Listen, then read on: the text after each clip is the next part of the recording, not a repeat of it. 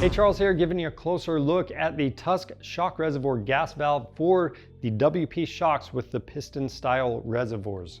So the reason you would want one of these gas valves is if you are rebuilding the shock at home, you need a way to get nitrogen back into the reservoir.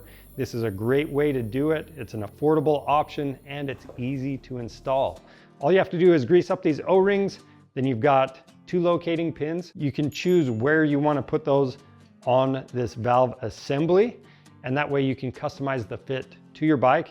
Once you have that done, all you need to do is install that center bolt along with the O-rings on each side, and then tighten it down, fill it with nitrogen, you're good to go.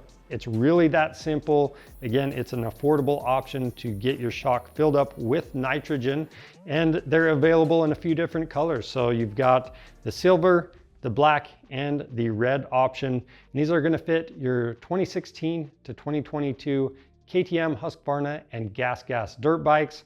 We're talking 85cc all the way up to 500, and it even trickles into some of the 2023 models. So again, if you are looking for an easy way to get nitrogen back into your piston style reservoir on a WP shock, look no further, this is it.